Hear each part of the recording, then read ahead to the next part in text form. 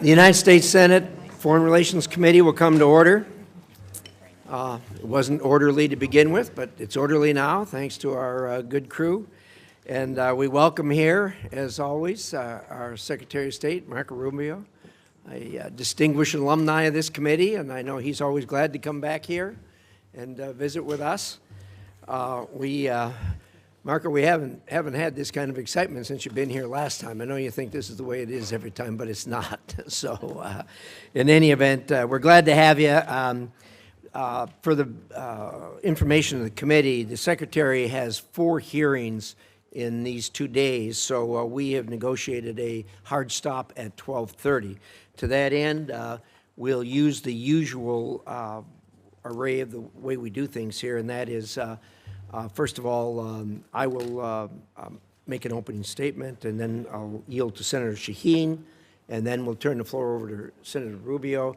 Then we'll do a 5-minute round of questions based on arrival time.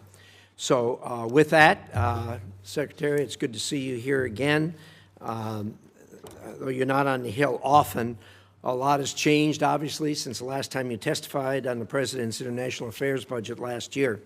The Department has undergone a major reorganization, making it operate more efficiently and more in line with America's interests, as we discussed before you even took the job, and that's been being executed, I think, quite well. At long last, foreign governments are being encouraged and, when necessary, pushed to live up to their responsibilities to respond to the needs of their own citizens. America will stand up by our allies and provide life-saving assistance to people in their hour of need, but we are not the world's ATM. And so the Department is testing new ways of providing strategic assistance and breaking the cycle of dependence on aid. Renewed emphasis on trade over aid will help the American people and lift up countries around the world. This is American generosity and ingenuity in action. Through this budget, the administration is holding UN organizations to account, badly overdue, and alongside Ambassador Waltz, making sure American values are leading in international organizations. You've made securing the Western Hemisphere a top policy and budget priority and have successfully reduced illegal immigration at the southern border to the lowest level in half a century. That has not gone unnoticed. You've helped curb the trafficking of illegal fentanyl into the United States, saving countless lives. The budget prioritizes countering China's unfair trade practices, expanding military and malign influence operations around the world, and which pose some of the greatest threats in modern history to the American people.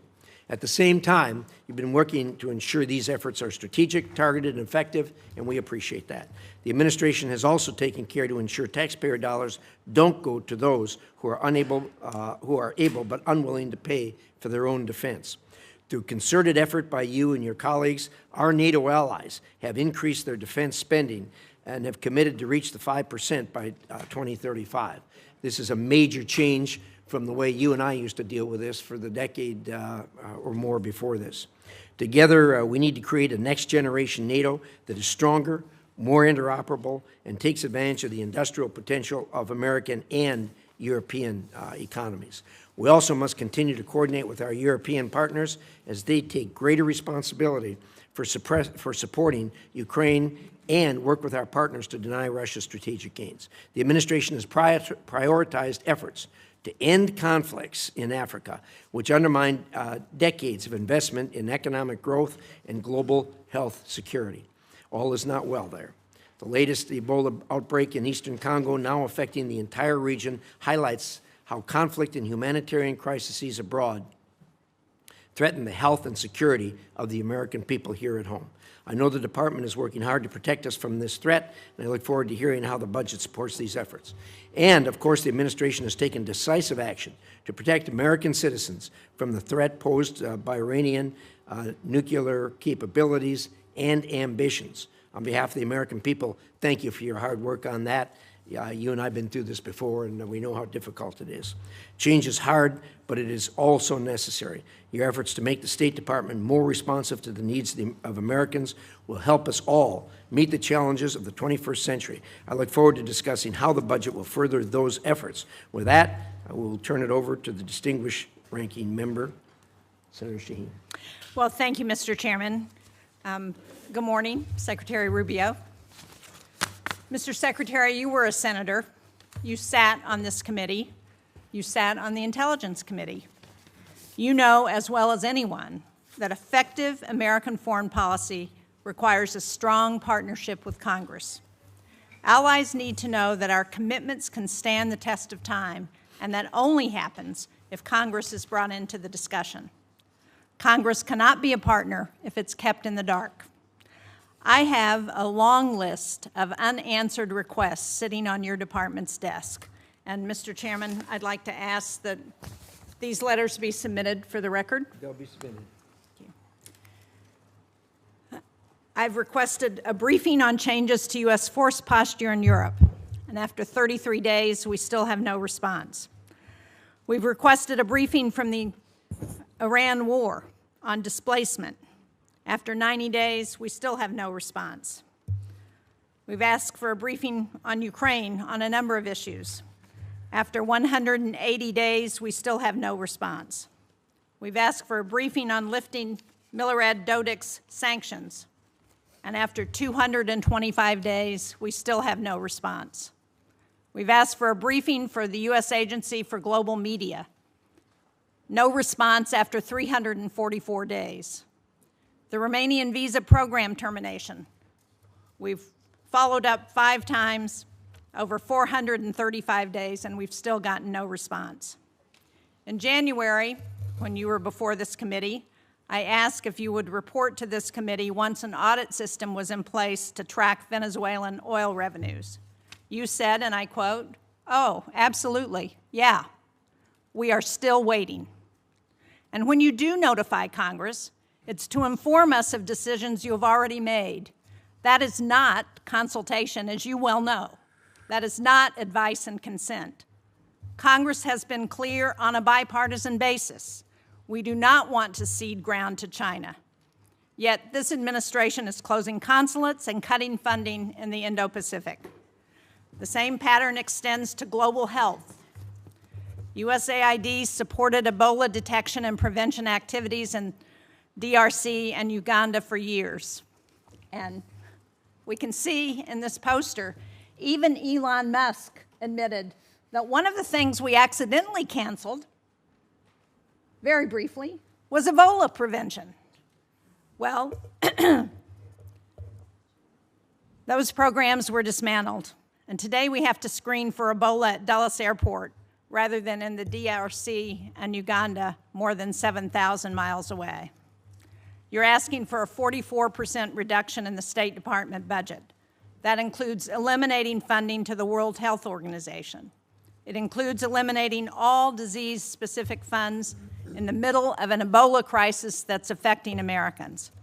Yet, no one from your department can explain to us why this is a good idea.